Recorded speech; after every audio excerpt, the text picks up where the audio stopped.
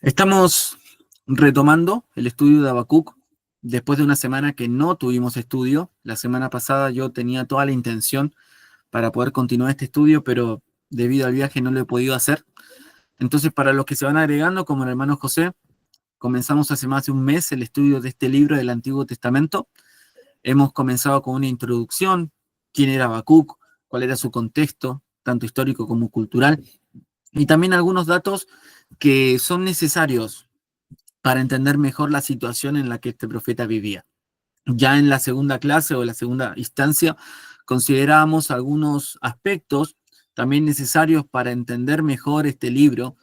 Hablábamos, por ejemplo, de la profecía bíblica, hablábamos también del ministerio de los profetas. Habacuc se define a sí mismo como un profeta de Dios y decíamos que un profeta de Dios era una persona que recibía una carga en el corazón, un mensaje de parte de Dios para comunicar con el pueblo. Después, en los jueves que siguieron, comenzamos ya con el texto en sí.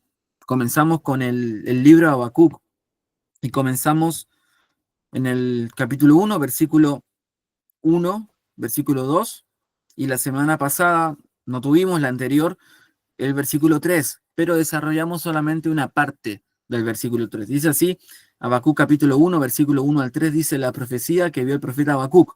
¿Hasta cuándo, oh Jehová, clamaré y no oirás? Y daré voces a ti a causa de la violencia y no salvarás. Y esto consideramos la semana pasada. ¿Por qué? Dejamos allí, ¿por qué me haces ver iniquidad y haces que vea molestia? Destrucción y violencia están delante de mí, y pleito y contienda se levantan. Este profeta, hoy veremos mucho del contexto de la sociedad en la que vivía Habacuc, una sociedad violenta, una sociedad que estaba llena de conflictos entre unos y otros. Llevaba a este profeta a clamar a Dios y a extenderle a Dios dos grandes preguntas que nosotros consideramos en las semanas que pasaron, una de ellas, ¿hasta cuándo, oh Jehová? Y reflexionábamos en el hecho de que muchas veces el Señor nos permite pasar por situaciones durante mucho tiempo y pensamos que Dios se ha olvidado de nosotros o que el Señor no está haciendo lo que debe hacer o que el Señor puede actuar pero no lo está haciendo y que Dios guarda silencio o que Dios no interviene. Incluso el texto en el versículo 2 dice hacia el final, y no oirás y daré voces a ti a causa de la violencia y no salvarás. El profeta en algún momento llegó a pensar que Dios no le escuchaba y veíamos bíblicamente por qué la escritura señala vez tras vez que Dios escucha la oración de su pueblo, pero decíamos en algún momento que en muchas ocasiones, en las tormentas o en las situaciones difíciles, vivimos sumergidos de emociones. Como yo no siento que Dios me escucha, llego a la conclusión de que Dios eventualmente no me está escuchando. Como yo emocionalmente percibo que Dios no está haciendo nada, entonces evidentemente Dios no está haciendo nada. Pero veíamos que Dios escucha la oración de su pueblo y que Dios también está haciendo algo, Dios está trabajando, sea que lo notemos o no lo notemos en nuestra vida. Entonces meditábamos en la primera pregunta y llevábamos nuestros corazones a la reflexión. Y ya hace 2 semanas, la última oportunidad que tuvimos juntos, respondíamos en parte esta pregunta, ¿por qué? Y decíamos que Dios en muchas ocasiones no nos da la respuesta a esta pregunta. Aquí vemos en las diapositivas que estoy compartiendo con ustedes que grandes hombres y mujeres de Dios a lo largo de la historia humana se han presentado delante de Dios con esta inquietud en su corazón. En lo más profundo de nuestro ser nos preguntamos por qué Dios actúa como lo hace. Y aunque no logramos entender todo lo que Dios hace, sí podemos confiar en Él sosegadamente. Meditábamos hace 2 semanas que Dios hace lo que está de acuerdo con su voluntad. Él no nos debe ninguna respuesta. Él no tiene por qué en su soberanía compartir con nosotros las razones por las cuales lleva adelante su voluntad de esa manera. Sin embargo, a pesar de que Dios no nos extienda a nosotros las razones por las cuales obra en nuestra vida de determinada manera, esto no significa que no tengamos razones para confiar en su voluntad. Y evidentemente en muchas situaciones, como en el caso de Habacuc, en el caso de Job y en nuestras propias vidas, Dios hace cosas que no entendemos. Dios hace cosas en nuestras vidas, ya sea a través de situaciones familiares, en el ministerio o situaciones personales, que nos llegan al punto de quebrantarnos, de humillarnos ante Dios y decirle, Señor, ¿por qué estás haciendo esto? Y veíamos que esta pregunta en sí no es necesariamente mala, pero sí debe llevarnos, lo veremos al final de este estudio, a humillarnos delante de Dios, a reconocer su soberanía y su voluntad en nuestra vida. Entonces, la semana pasada reflexionábamos en algunas implicancias de esta pregunta que le hace el profeta. Y termino con la última parte de lo que considerábamos hace 2 semanas, que es lo siguiente: en algunas ocasiones Dios nos proporciona las razones de su obrar con el paso del tiempo, que esto es lo que meditábamos en Job capítulo 42, versículo 5, cuando Job pasó toda una circunstancia de gran prueba, de pérdida de su familia, de pérdida de su salud, de pérdida de sus bienes materiales o su ganado, él sufrió muchísimo y él se preguntaba lo mismo que se preguntaba Habacuc. Pero eventualmente él llega al final de este tiempo de prueba y él dice, de oídas te había oído, mas ahora mis ojos te ven. Y reflexionábamos que la voluntad de Dios en parte para Job era que la comunión que Job tenía con Dios se profundizara, que la relación de Job con él fuera cada vez más profunda. Y esta es una de las razones por las cuales Dios permite también en nuestras vidas ciertas circunstancias. Sin embargo, meditábamos hace 2 semanas, en otras ocasiones nunca recibiremos las verdaderas razones, del obrar de Dios, y esto debe guiarnos a la humillación delante de Dios. Las razones y los tiempos pertenecen a Dios, y el Señor siempre obra con justicia. El Señor, si así le place, puede extendernos a nosotros las razones por las cuales obra de determinada manera. Pero si el Señor no nos revelara nunca por qué hace lo que hace, aún así nosotros podemos confiar en Él y debemos permitir que la situación nos lleve a humillarnos delante de Él. Y esta es la verdadera adoración, porque adorar a Dios o servir al Señor o amar a Dios cuando estoy en tiempos de prosperidad, cuando me va bien, cuando estoy con buena salud, cuando tengo a mi familia, cuando no tengo ninguna preocupación en cuanto a futuro, es medianamente fácil, es medianamente sencillo. Pero confiar en Dios, adorar a Dios, servir a Dios y amar a Dios cuando todo marcha mal, cuando pareciera que todo se va cerrando, cuando no hay dinero, cuando no hay salud, cuando mi familia está mal, cuando mis hijos están mal, eso requiere un grado de confianza en Dios aún mayor. Por eso quisiera terminar esta introducción con este pensamiento, porque también al momento de reflexionar en estos temas, debemos también ver ciertas enseñanzas que hay a nuestro alrededor en nuestro tiempo que son nocivas para nuestra vida espiritual. A veces nosotros, si no tenemos discernimiento y escuchamos incluso a hermanos bien intencionados compartir su consejo o compartir lo que piensan sobre ciertas áreas de la vida cristiana, a veces nosotros podemos ser confundidos por una enseñanza equivocada. ¿Qué quiero decir? Doy un ejemplo. Hoy en día hay muchos, algunos se identifican como creyentes, no sabemos si son verdaderos creyentes, pero en lo que se conoce como la teología de la prosperidad, es decir, yo creo que Dios, si yo le sacrifico algo y le doy dinero al Señor en una campaña, en un sacrificio o un diezmo, el Señor me debe dar a mí mucho más. Entonces, tú quieres la bendición de Dios, bueno, Dios quiere un sacrificio de tu parte, tú tienes que dar la mitad de tu sueldo. No sé, como hacen muchas iglesias, por ejemplo, la que se conoce como la Iglesia Universal del Reino de Dios, que no es una iglesia, dicho sea de paso, es una secta, pero ellos promueven este tipo de teología. Y habla mucho del concepto de la fe. Si tú tienes fe, vas a ser sano. Si tú tienes fe, tu matrimonio se va a arreglar. Si tienes fe, vas a encontrar un mejor trabajo. Si tú tienes fe, tu vida va a prosperar. Pero realmente eso es lo que la Biblia enseña. La realidad es que está muy lejos lo que la Biblia enseña sobre la fe a lo que se predica hoy. Entonces, cuando en estas iglesias o estas sectas se enseña que si tú tienes mucha fe, vas a ser sanado, entonces si tú eres sanado es porque tuviste una gran fe, una fe fuerte, una fe que le agradó a Dios y fue una gran fe. Ahora, ¿sabe? La fe verdadera o la fe fuerte no es la que consigue lo que quiere. Es decir, no es que yo soy un hombre de fe cuando deseo algo y pido vehementemente por eso y oro al Señor, Señor, yo quiero que tú me des 3 trabajos y quiero que me des 2 autos y quiero tener una casa en Punta Arenas, quiero tener otra casa en Viña del Mar, quiero tener otra casa en Rancagua y otra casa en Talca, no sé, en Concepción, en Copiapó. Yo quiero tener un montón de propiedades y quiero que tú me bendigas. Entonces empiezo a orar, orar, orar, orar. Y como tengo mucha fe, o eso es lo que yo pienso, cuando Dios me responde, digo, ah, mira, mira la gran fe que tuve, porque yo peleé por esto y el Señor me lo dio. En realidad, esa no es una fe fuerte, una fe que agrada a Dios. La verdadera fe, al menos lo que se entiende en el Nuevo Testamento y en el Antiguo también, es creer en Dios, aun cuando todo lo que está pasando a mi alrededor pareciera que se derrumbara. Y aún en medio de la aflicción, inclinar mi corazón a Dios y decir, Señor, no importa lo que esté pasando, yo confío en ti igual. Es decir, mi fe no depende de las circunstancias, mi fe no depende si me va bien o me va mal.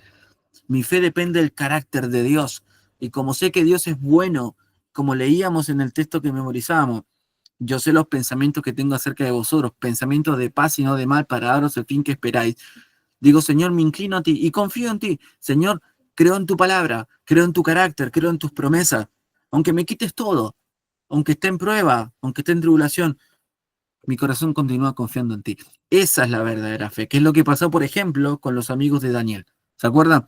Cuando ellos tenían que comparecer ante el rey y eventualmente iban a ser entregados al horno de fuego.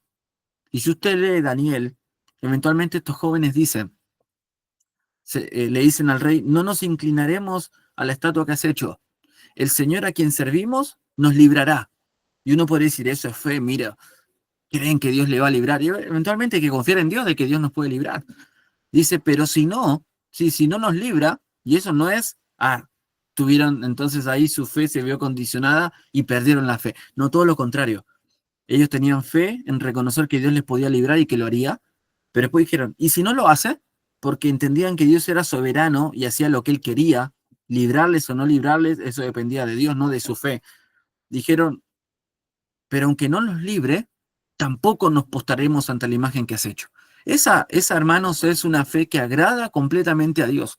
Y esto es lo que tenía que entender en parte Habacuc. Estaba pidiendo que la situación cambiara. Y la situación cambiaría, pero no de la manera que esperaba el profeta. Entonces, la semana pasada, la anterior, mejor dicho, me sigo confundiendo en cuanto al tiempo, veíamos esta primera parte del versículo. Me extendí un poco, pero el desarrollo igual del versículo 3 no nos va a tomar tanto tiempo, eso espero. Y un par de minutos antes de las 9 vamos a terminar con esta primera parte y vamos a comenzar con el tiempo de oración. Pero esta es una introducción para entrar en tema, para refrescar la memoria y tener un mejor entendimiento para esta segunda parte. El texto que habíamos comenzado la semana no pasada, sino la anterior, es Habacuc 1:3. ¿Por qué me haces ver iniquidad y haces que vea molestia? Destrucción y violencia están delante de mí, y pleito y contienda se levantan. Vimos primeramente esta pregunta, ¿por qué? Y sus implicancias también para Habacuc y para nosotros. Pero para entender mejor por qué Habacuc decía hasta cuándo y por qué, debemos entender un poco el contexto de la sociedad que le rodeaba, el estado espiritual del pueblo de Israel. Y yo he titulado esta sección Cuando Dios permite la maldad. Es decir, todo esto que vamos a considerar en esta noche no era ajeno al control y al conocimiento de Dios. No hay nada que pase en nuestra vida, en la vida de la iglesia, en la vida de nuestras familias o en la vida de la nación, del mundo entero, que sea ajeno al conocimiento de Dios. Es decir, Dios está en completo conocimiento de todo lo que sucede. Es más, está en completo control de todo lo que sucede. Sin embargo, en algunas ocasiones, Dios permite en su soberanía que la maldad y el pecado sigan su curso. Los martes estamos estudiando en un curso de evangelismo qué es lo que la Escritura señala o indica con relación al ateísmo. Y una de las razones por las cuales los hombres no creen en Dios, no es la única, pero es una, no entienden cómo un Dios de amor, un Dios de paz, un Dios justo, un Dios que existe como la Biblia lo presenta, permita que el mundo esté como esté. Y veremos algo de esto en esta ocasión, lleno de violencia, de guerras, de injusticias. Entonces, ¿qué se pregunta el hombre natural, el que no conoce a Dios? Entonces, ¿dónde está Dios? Y la realidad es que Habacuc en parte toca este tema y dice, Jehová está en su trono, calle delante de él toda la tierra. ¿Dónde está Dios? Está en el lugar donde siempre estuvo, gobernando toda la creación. Por eso Dios es soberano y Él permite. Es decir, si Dios no permitiera que la maldad y que el pecado siguiera su curso, no lo podrían hacer. Y este es el gran tema también del libro de Job. ¿Se acuerdan la historia de Job? Vamos a refrescar brevemente la situación del contexto de Job. En un momento se presenta Satanás ante la presencia de Dios y le dice, Job te sirve y te ama porque le has bendecido, le has prosperado, pero quítale todo. Aflige su salud, quítale sus hijos, quítale sus bienes. Y ahí nos daremos cuenta, o tú te darás cuenta, le decía Dios, que Job va a maldecir tu nombre en tu misma presencia. No va a seguir cerca de ti, ni alabándote, ni adorándote, porque Él te está sirviendo y Él es así, porque tú, dice, le has cercado a Él y a toda su familia, dice, le has dado bendición, pero quítale todo. ¿Y sabe qué verdad está implícita detrás de este encuentro entre Satanás y Jehová? Que Satanás no podía tocar la vida de Job si es que Dios no le daba permiso. Esa es una de las grandes verdades de ese libro. Y esa es una verdad también que está presente en nuestra vida. Hermano, no hay nada que el enemigo pueda hacer en su vida sin que Dios se lo permita. Porque Dios es el único que gobierna toda la creación y es el único que es soberano sobre todas las cosas. No hay nadie que esté por encima de él. No hay nadie que sea todopoderoso, omnisciente y omnipresente como él es.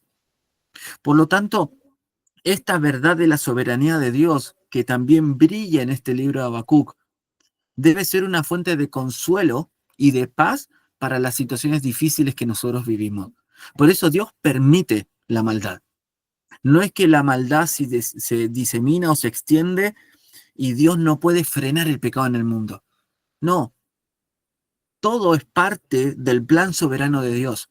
Y aunque uno pensara cómo Dios va a usar el pecado, cómo Dios va a usar a estos hombres impíos para que hagan lo que ellos quieran, bueno, en realidad todo lo que sucede, aunque no tengamos todas las respuestas, pero todo obedece al desarrollo del plan y la voluntad de Dios. Todo, absolutamente todo. Por eso nosotros como creyentes tenemos una gran ventaja.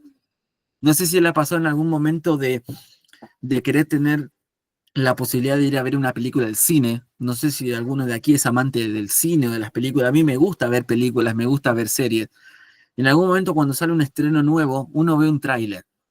Y eventualmente en el tráiler se ven algunas imágenes que tienen el propósito de despertar la curiosidad en la persona que ve el tráiler. De tal manera que te dé el deseo de ir al cine, comprar tu entrada y ver la película.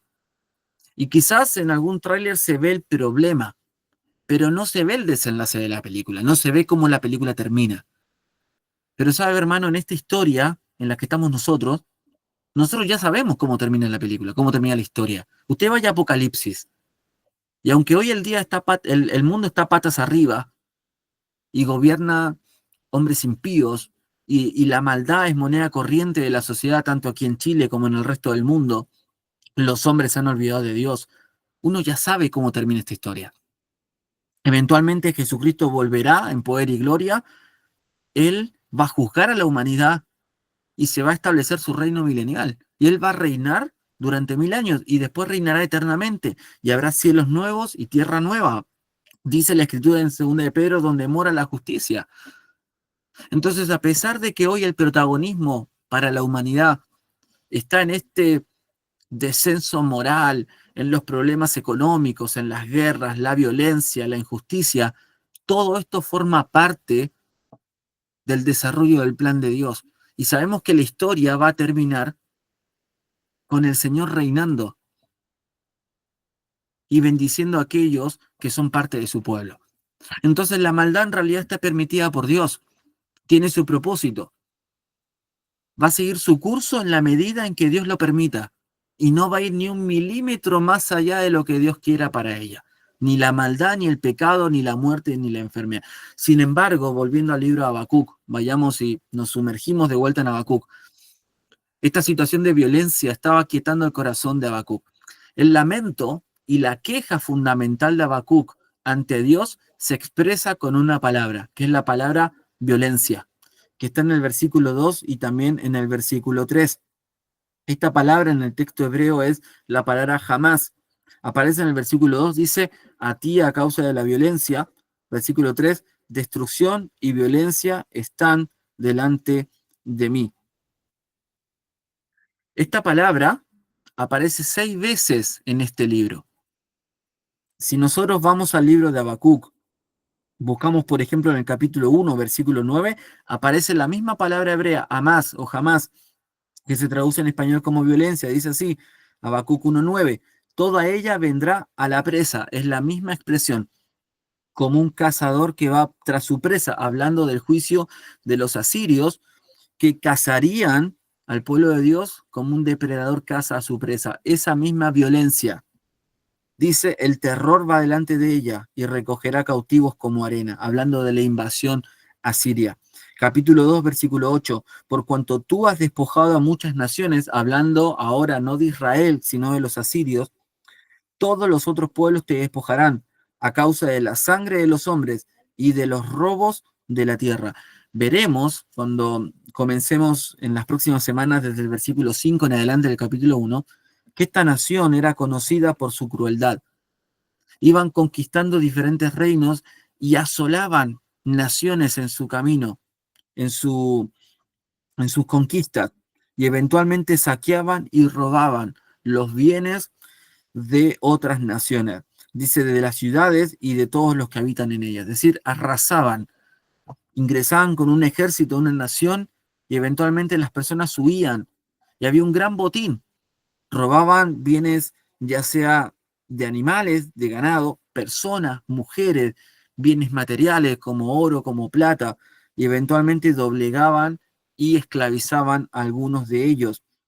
Y en el capítulo 2, versículo 17, está la sexta mención de esta palabra violencia, porque la rapiña, y esa es la expresión para violencia, del Líbano caerá sobre ti, y la destrucción de las fieras te quebrantará a causa de la sangre de los hombres y del robo de la tierra, de las ciudades y de todos los que en ellas habitaban.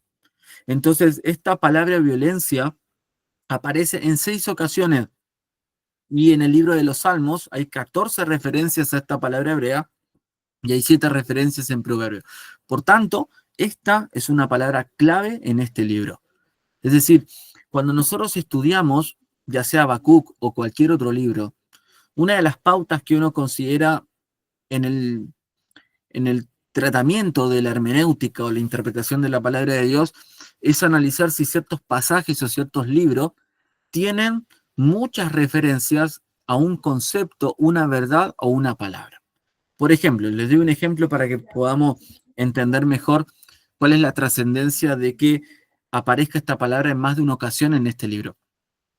Cuando uno va al Evangelio de Juan, el Evangelio de Juan tiene 21 capítulos, y si uno analiza en una concordancia cuál es una de las palabras que más se repite, incluso creo, si no recuerdo mal, es la palabra que más se repite en todo el Evangelio de Juan, es la palabra pisteu, que significa en español confiar o creer, o también se traduce como fe.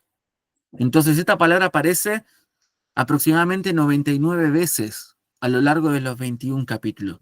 En muchas ocasiones el evangelista, en este caso el apóstol Juan, habla acerca de la fe o acerca de creer en Cristo o acerca de confiar en Cristo. Y este concepto de la fe está arraigado al mensaje del Evangelio de Juan.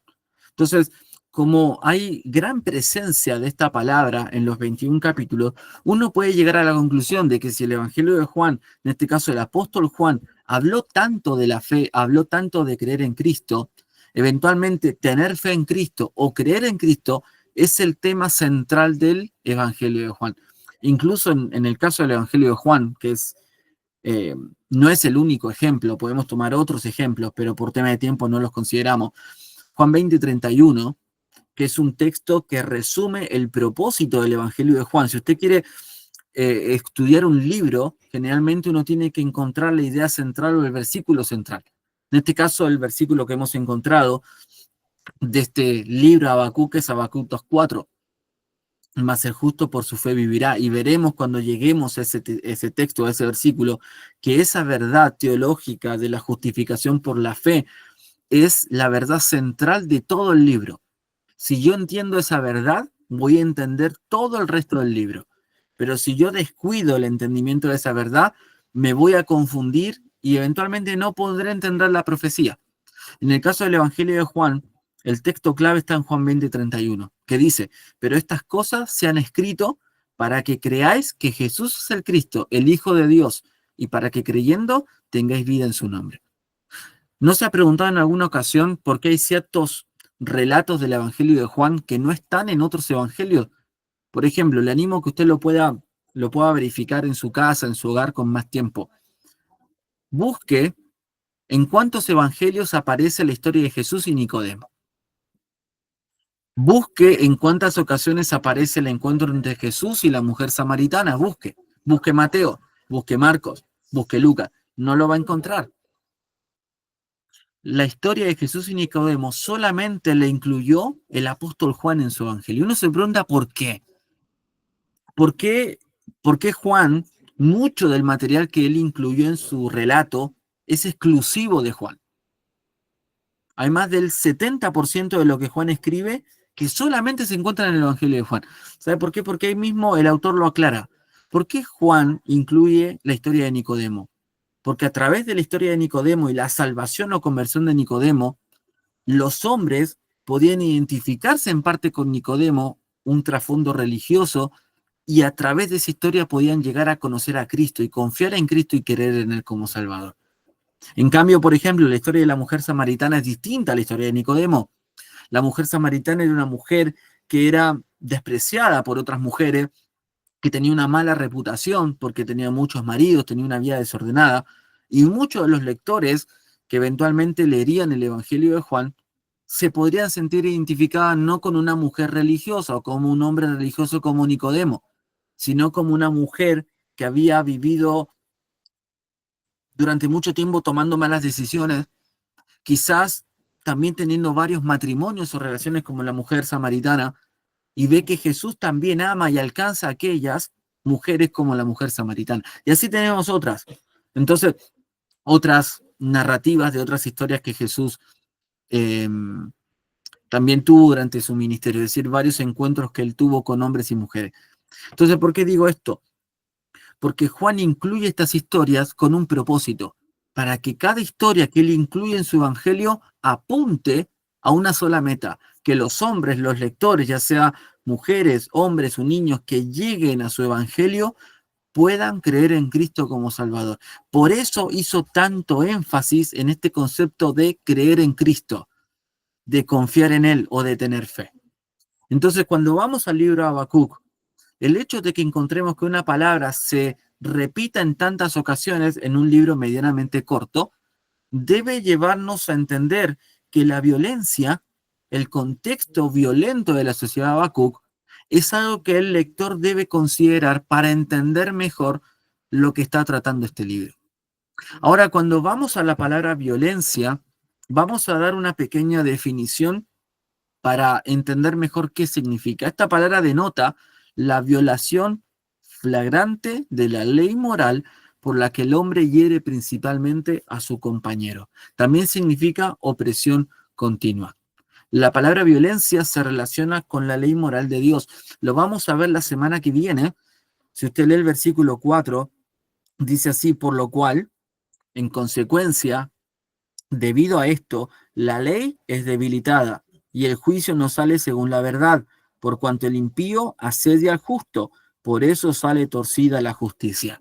Entonces, la violencia es el resultado de que hombres han quebrantado la ley moral de Dios, no han hecho caso a lo que Dios dice sobre lo bueno y lo malo, lo que es justo y lo que es injusto, especialmente en las relaciones entre pares, es decir, entre los israelitas, entre aquellos que formaban parte de la nación de Judá. Por eso, esta palabra violencia no solamente trata con la violación de la ley de Dios, la desobediencia a la ley de Dios, sino que tiene como consecuencia que un hombre hiere, lastima o daña a otro como consecuencia de su actitud violenta. Esta era una de las características centrales de la sociedad de Habacuc. Y por lo tanto, Habacuc, habituado a este tipo de conducta, a este tipo de violencia, eventualmente su corazón se enoja en parte y él se queja abiertamente contra Dios en oración por lo que Dios estaba permitiendo en la vida del profeta y en la vida de la nación. El profeta vivía en una sociedad violenta, escogió hablar en términos generales de la violencia endémica y sistémica que existía a su alrededor. Es decir, la violencia era como una epidemia, como una enfermedad que se extendía velozmente por la tierra de Israel. Ahora, aquí lo que el autor está expresando en el versículo 3 lo expresa de manera general, es decir, habla de violencia, no da ejemplos concretos. Por ejemplo, hoy nosotros también, en nuestro tiempo, en nuestro entorno, aquí en Chile, podríamos decir que vivimos en una sociedad violenta. Hace algunos años atrás quizás había más respeto por la autoridad. A mí me han dicho, y yo lo he visto en Argentina, y hay hermanos que me lo han visto, o sea, me lo han dicho aquí en Chile, que, por ejemplo, en mi país, en Argentina, algunas décadas atrás, había mucho más respeto por la autoridad civil, es decir, por la policía. Es decir, tú no le faltabas al respeto a un policía, tú no hablabas mal de un policía o intentabas incluso agredir a un policía.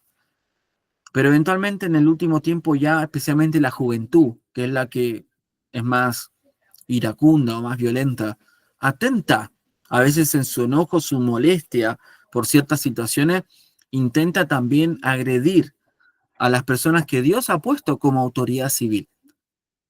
En Chile me han dicho que pasa algo similar. A mí me han dicho en algún momento que antes, hace algunos años atrás o incluso décadas atrás, la gente respetaba mucho, por ejemplo, a los carabineros. Infundían respeto, infundían temor. Y eventualmente la gente los respetaba.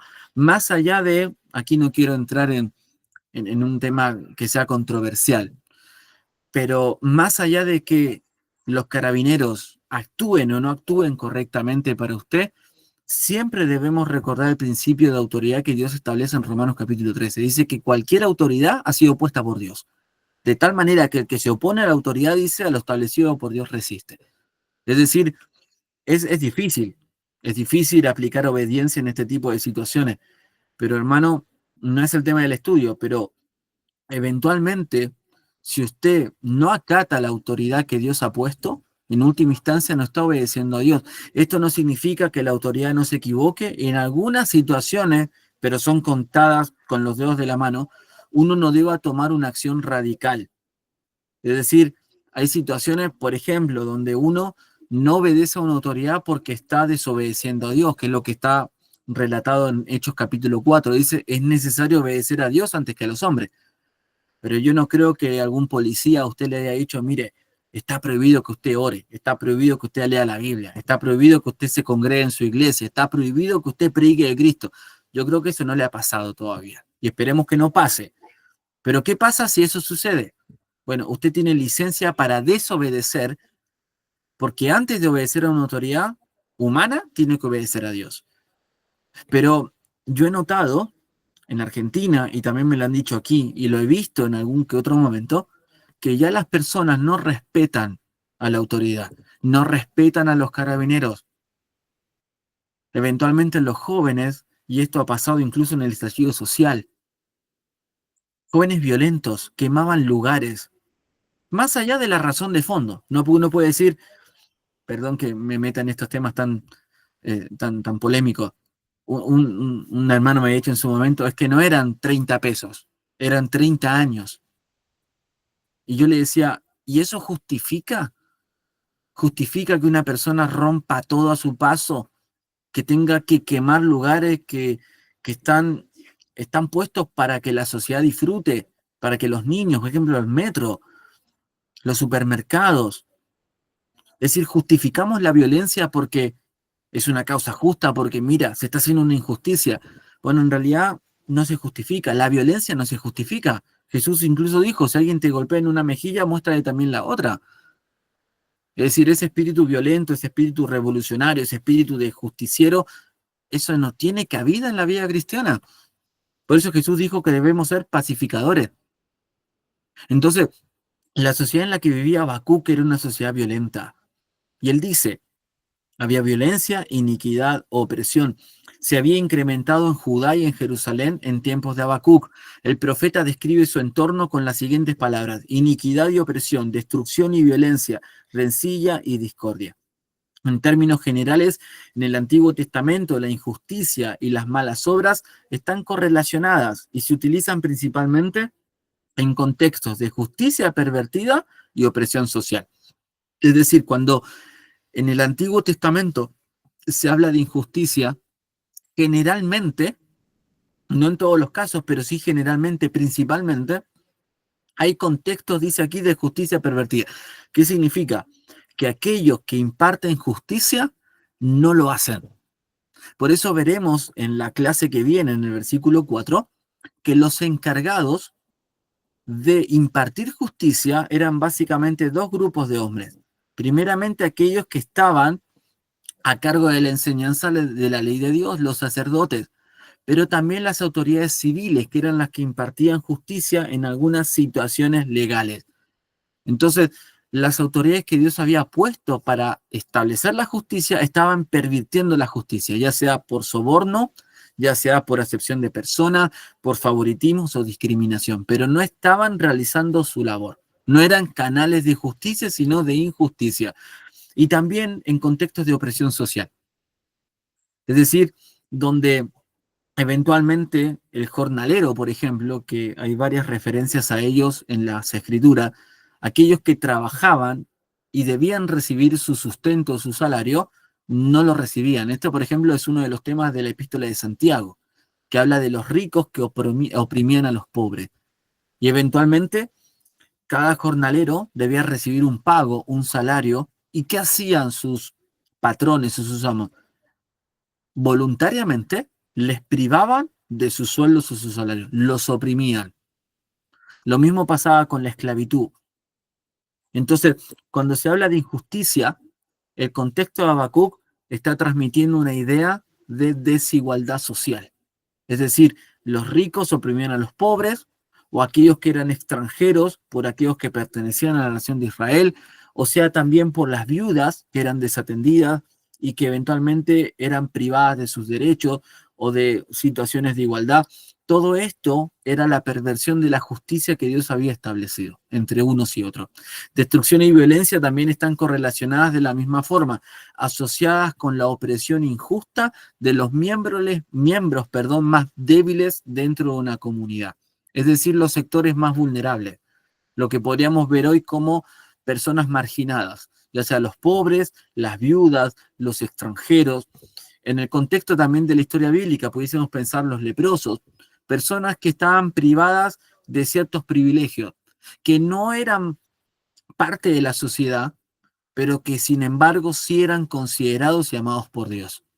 Entonces, esta sociedad violenta era un reflejo del pecado que había en el corazón de los hombres, de sus autoridades, y que de ninguna manera era la voluntad de Dios para el pueblo. Veremos que toda esta situación, cuando hablemos de la invasión a Siria, era consecuencia del pecado del pueblo. Es decir, esta violencia era resultado porque el pueblo se había olvidado de Dios, se había olvidado de la ley de Dios, y por lo tanto Dios estaba permitiendo que ellos vivieran de una vida, una forma o una manera desordenada, sin considerar a Dios y sufriendo como consecuencia de sus propias decisiones. La sociedad de Habacuc era una sociedad horrible, cruel y despiadada, donde los débiles pasaban desapercibidos, no recibían ayuda y nadie se lamentaba de su pérdida. ¿No le parece que esta sociedad es similar a la nuestra? ¿No le parece que lo que Habacuc vivía era lo mismo que nosotros vivimos o hemos vivido en algún momento? Los débiles no pasan desapercibidos. ¿No ha visto usted personas, si usted tiene vehículos, que piden monedas? ¿No ha visto personas que viven en la calle, que van con un carrito recogiendo cosas? E incluso a veces pasan desapercibidos por nosotros, los cristianos, los que debemos amar a aquellos que no tienen. No reciben ayuda. A veces el Estado extiende ayuda, pero no podemos nosotros justificarnos de la ayuda del gobierno. A veces nosotros podemos ayudar, y hermano, sabe, usted puede ayudar y yo puedo ayudar. ¿Y sabe qué hacemos? No ayudamos. Pero no solamente no ayudamos, nos justificamos para no ayudar. No, pero no es mi responsabilidad. No, pero él está así porque, mira, él habrá cometido una mala decisión, es que él está eh, sumergido en la droga, entonces él se merece estar así. No, él está preso, bueno, algo habrá hecho porque está preso. Hermano, ese no es el pensamiento que debe habitar en un creyente, en el corazón de una persona que ha nacido de nuevo. Es decir, nuestro corazón debe ser como el corazón de Cristo, que decía que veía a las personas desamparadas y dispersas como ovejas que no tenían pastor. Y en consecuencia, ¿qué tenía Jesús? Tenía compasión. Y hermano, yo pienso en mi propia vida, yo no soy un ejemplo de esto. En algunas veces Dios ha tenido que quebrantar mi vida y ha tenido que quebrantar mi corazón porque he llegado a la realidad de que yo puedo ser un canal de bendición para muchas personas con lo poco que tengo y no lo estoy haciendo. Y yo sé que usted sabe en su corazón, sabe de alguien a quien usted puede ayudar. Alguien que usted conoce que está peor que usted, que quizás está pasando necesidad, que quizás necesita que alguien le ayude y usted está mirando para un costado. Entonces, esta sociedad en la que Habacuc vivía no es muy distinta a la que nosotros vivimos hoy. Y sabe, en muchas ocasiones Dios permite este tipo de sociedades para tomarle el pulso a la iglesia. Si es que la iglesia todavía siente compasión por aquellos que están en opresión o aquellos que están rumbo a la condenación. La sociedad violenta en la que vivimos necesita de Cristo. Y aunque merece el juicio y la ira de Dios, necesita de la gracia y la misericordia de Dios reflejada y manifestada en el Evangelio, que Jesús murió por todos los hombres, para que todo aquel que en él cree no se pierda, mas tenga vida eterna. Esa debe ser nuestra perspectiva de una sociedad violenta, una sociedad necesitada de la gracia de Dios. Esta es la sociedad en la que vivía este profeta. Ya vamos terminando. Todo esto tuvo lugar en un contexto de rencilla y discordia, aunque en un sentido, estas son las palabras que aparecen al final del versículo 3, que dicen así: están delante de mí y pleito y contienda, rencilla y discordia. Aunque en un sentido estas dos palabras se refieren a un ambiente general de confrontación, hostilidad y agresión, el significado específico de ambas tiene una connotación pleiteadora, es decir, de pelea. En el mundo de Habacuc se recurría constantemente a los tribunales para conseguir derechos. Los pleitos y las demandas estaban por todas partes. La justicia y la ley no se encontraban en ningún sitio. Es decir, los tribunales humanos estaban llenos de demandas y de causas, por conflictos, por peleas, exigiendo derechos, exigiendo justicia. Pero cuál es eh, la necesidad que brilla en esta sociedad de Habacuc? Que se necesitaba justicia, se necesitaba aplicar la ley, pero brillaba por su ausencia. Porque los que debían impartir la ley y debían establecer la justicia de Dios entre el pueblo, no lo estaban haciendo. Esta era la sociedad en la que vivía este profeta. Un comentarista, Campbell Morgan, escribe acerca de estos pasajes. Habacuc estaba viviendo en medio de una terrible anarquía. La anarquía significa un gobierno sin gobierno, es decir, donde el Estado no está presente, donde reina, por decirlo así, la ley de la selva, donde cada uno puede juzgar y establecer su propia justicia. Abundaba la violencia, la crueldad era endémica, los crímenes eran flagrantes, la lujuria estaba por todas partes. Es decir, una sociedad completamente lejos de Dios. Último pensamiento. El profeta ve a su alrededor que los demás pecan contra Dios y eso no le dejaba tranquilo.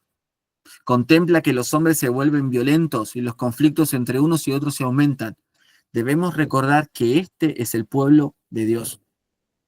Es importante recordar de quién habla Habacuc, porque a diferencia de esta nación, ya sea de Chile, de Argentina o de cualquier otra nación, cada uno de nuestros países no tuvo la influencia y las bendiciones que tenía Israel. Si usted quiere leer para ampliar quizás este estudio, usted puede leer Romanos capítulo 10, donde eventualmente, capítulo 9, perdón, donde eventualmente hay una lista de bendiciones que Israel había recibido por ser parte del pueblo de Dios, la ley, la promulgación del pacto, eventualmente la ley de los sacrificios, inclusive la venida de Cristo, del Redentor. Entonces, este es el pueblo que había recibido la ley de Dios, el pueblo que Dios había escogido, donde Dios había derramado su bendición y donde la presencia de Dios estaba. Sin embargo, a pesar de que este pueblo había sido escogido por Dios para ser un pueblo especial y diferente, este pueblo estaba hundido en el pecado y la violencia. Esto es lo que Habacuc no podía entender. Los días que nos corresponden a nosotros no difieren notablemente de los días de Habacuc, pero aunque las realidades expuestas son similares, la misma violencia, la violencia hoy y la violencia en el tiempo de Habacuc, la perspectiva que gobierna nuestra comprensión de la realidad es diferente. ¿Qué hace Habacuc ante la injusticia, ante la violencia? Clama a Dios y le pregunta a Dios, Señor, ¿por qué permites esto? Ahora nosotros y nuestra actitud es distinta. A veces nosotros nos envolvemos en la misma violencia y hemos normalizado una conducta que no es bíblica y que Dios no quiere para su pueblo y que no le agrada. Yo citaba recién el ejemplo de aquellos que están necesitados. Hermano, cuando una persona le pide ayuda y usted le da vuelta la cara y usted pudiendo ayudar no lo hace, porque a veces uno dice, bueno, yo no tengo, bueno, se entiende, a veces uno no tiene, pero en muchas ocasiones tenemos para ayudar y usted le dobla la cara y lo ignora, bueno, hermano, eso yo lo espero de un inconverso. Yo lo espero de una persona que no le importa el otro, que vive de acuerdo a sus propias normas, sus propias reglas, pero eso yo no lo espero de un creyente. El Señor no lo espera de uno de sus hijos. Y sabe, yo esto no lo estoy diciendo desde un pedestal. Yo a veces he hecho eso, he hecho eso y lo digo con vergüenza. A veces yo he tenido para ayudar y no lo he hecho. Y sabe, cada vez que Dios me pone frente a una persona que sé que puedo ayudarle, lo pienso dos veces antes de negarle la ayuda.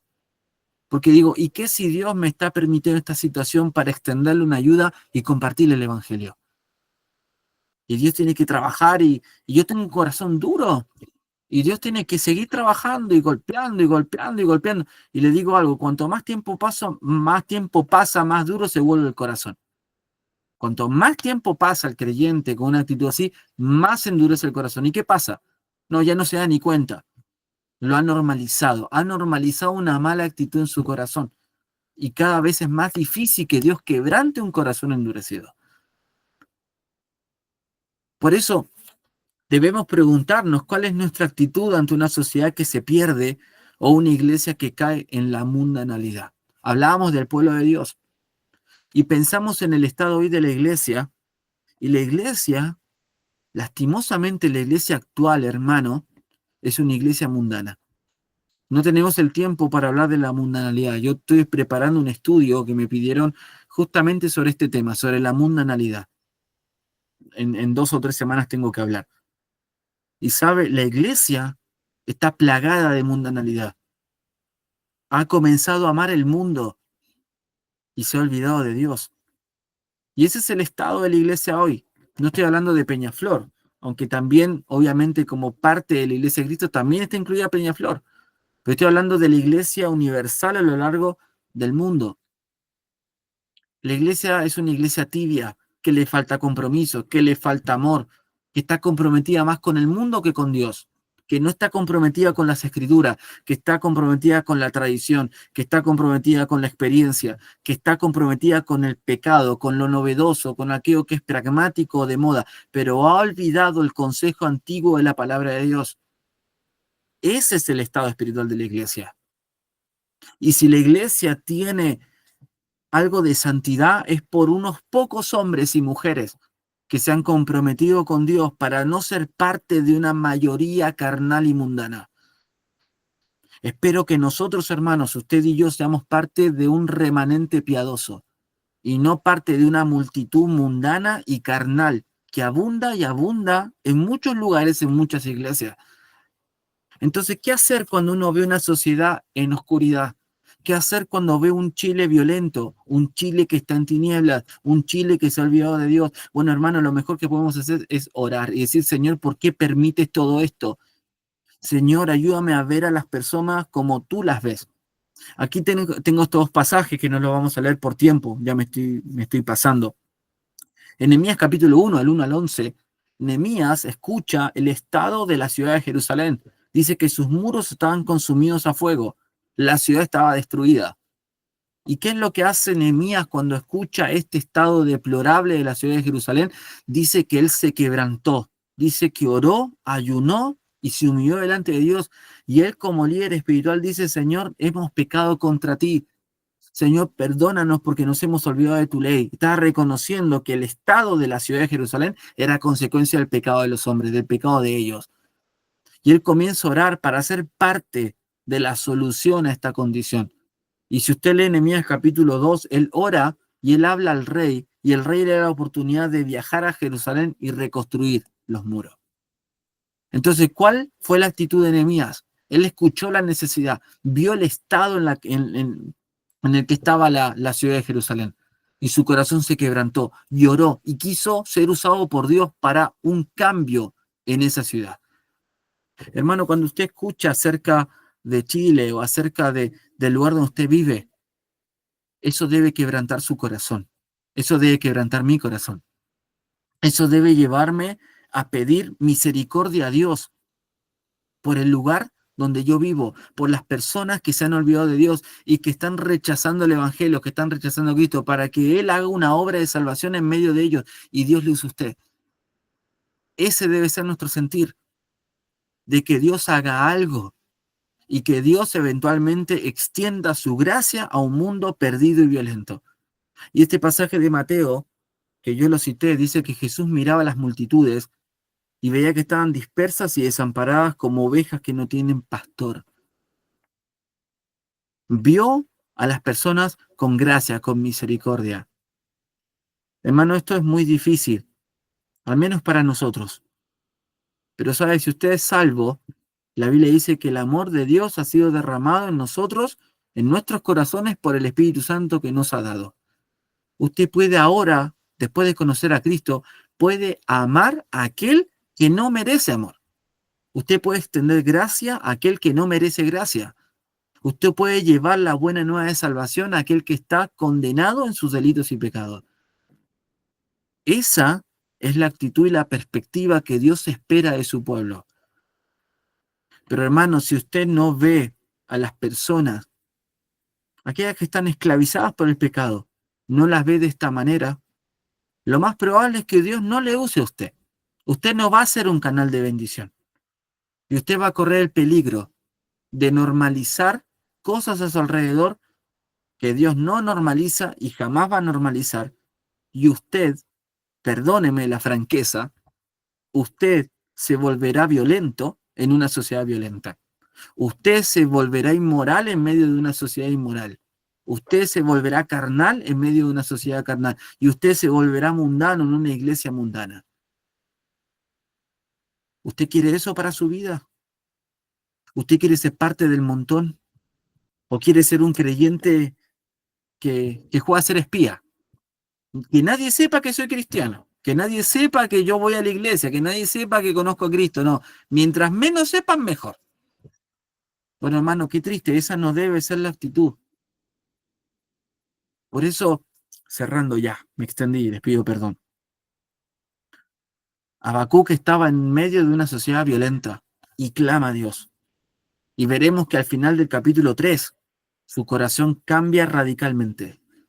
Si Habacuc y su corazón endurecido pudieron cambiar, usted y su corazón, y yo y mi corazón también podemos ser transformados. ¿Cómo comienza todo? Viendo a las personas como Dios las ve y orando a Dios para que haga algo en medio de la violencia a nuestro alrededor. Vamos a orar antes de terminar este estudio. Oremos, amado Padre Celestial, te agradecemos Dios en esta noche. Padre, gracias porque podemos disfrutar de este tiempo juntos, del estudio de tu palabra. Y Padre, pedimos en esta noche que estas verdades que hemos tenido frente a nosotros puedan, Padre, ser motivo de reflexión en nuestro corazón. Pedimos, Padre, de tu gracia para ser hombres y mujeres que viven no conforme a la sociedad en la que viven, no conforme a los principios del mundo, sino conforme a las verdades y a los valores de tu palabra. Pedimos, Señor, que tú nos ayudes a hacer luz y a hacer sal en medio de una sociedad tan violenta, o quizás más violenta que la sociedad de Habacuc, donde la injusticia predominaba, donde, Señor, la opresión social era moneda corriente, y eventualmente, Señor, tu pueblo estaba sufriendo las consecuencias de haber abandonado la fe, de haber olvidado tu palabra, de haber desobedecido tu ley. Gracias, Señor, porque podemos reflexionar estas verdades. Haz los cambios necesarios en nosotros para ser hombres y mujeres que teman tu palabra y que se identifiquen con Cristo, para llevar tu mensaje y el Evangelio a todos aquellos que están en oscuridad, sin esperanza y sin Dios en el mundo. Te agradecemos, Dios, por esta noche. Pedimos esto en el nombre de Jesús. Amén.